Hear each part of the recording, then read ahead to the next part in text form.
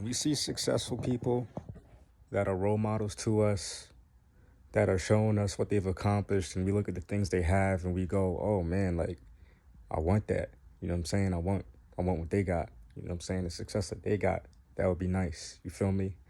That car, that jet, that house, that wife, you know what I'm saying? That lifestyle, like that team, that, you know what I'm saying? That the drip, like, you know what I'm saying? Like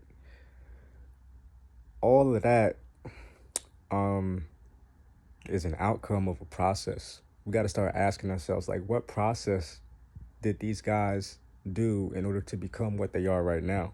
You know what I'm saying? A lot of startup companies, you feel me? Very quick to throw teams together of, very smart people and call everybody a CEO, chief of this and chief of that and chief of this and chief of that.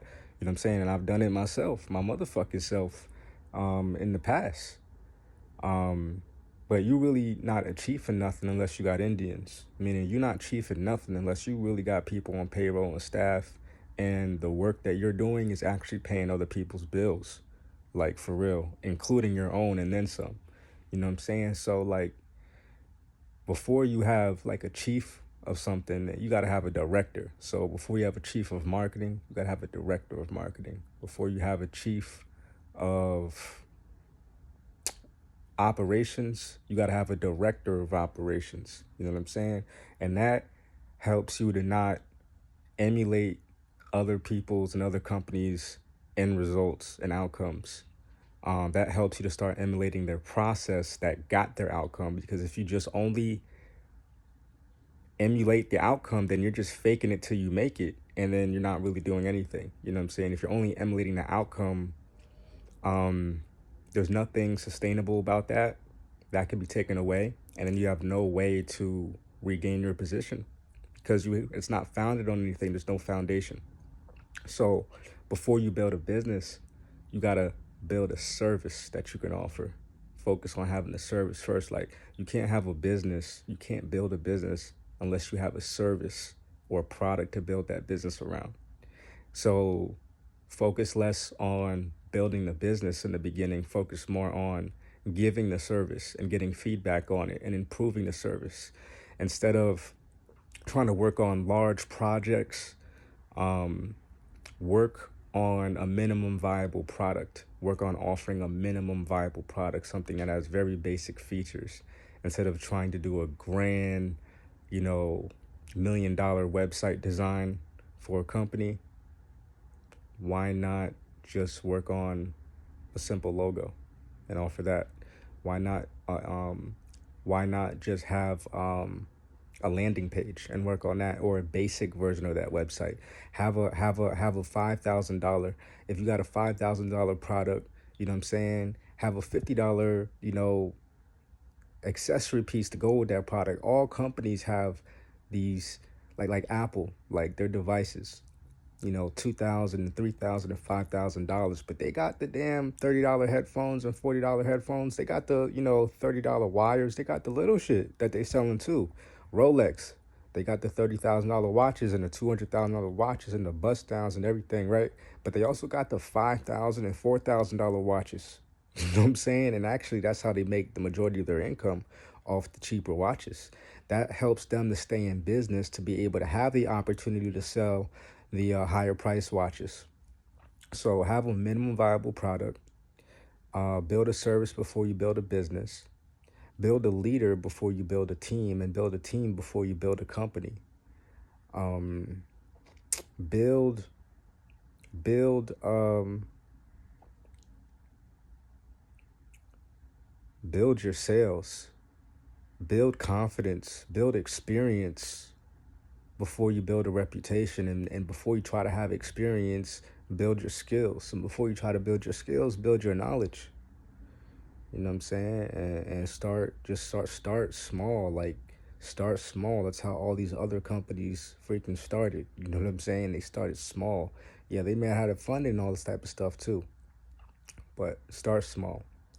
Another thing with black people in particular, we already know we don't have a lot of time to fuck around. You know what I'm saying? Like Like, you know what I'm saying? A lot of us, you know, we young and we black, and we not only want our businesses to take off, but we need our businesses to take off because we don't have shit. You know what I'm saying? So that's also a stressful part of it. So it's like, well, why call myself the executive director when I could just call myself CEO and chief executive officer, so I can sound cooler and all that? Because that's just shit that sounds cool. But what are you getting done? It's the results that people hire you for. It's the results that results are the reason why people spend money. Results are why people part ways with their money. They're willing to give up something that is valuable to them, which is their money, for value in exchange. Business is not a hookup or a favor. Business is an exchange of value. So stop hooking up your friends and doing favors.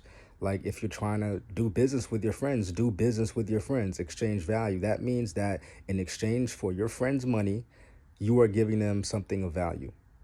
If it's in exchange for your value, your friends are just thank you and all this. That was cool. You know, thanks for the information. That's a favor. That's a hookup. You know what I'm saying? You're not going to have a successful business off of hookups. You know what I'm saying? Like, you want to be doing hookups maybe like 2% to 4% of the time. You know what I'm saying? So every 100 people you talk to, maybe you hook up maybe 2 or 4. Maybe they get the love prices and not the full prices. You know what I'm saying? But like, keep it business. This shit chess, not checkers. Move strategic, and emulate the process.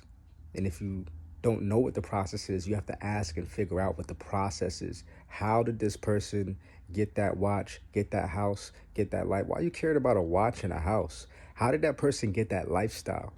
How is that person able to make money in their sleep? You feel me? Making 10,000 every 3 hours, like, in their sleep. You know what I'm saying? How are they able to do that? How did they do it? And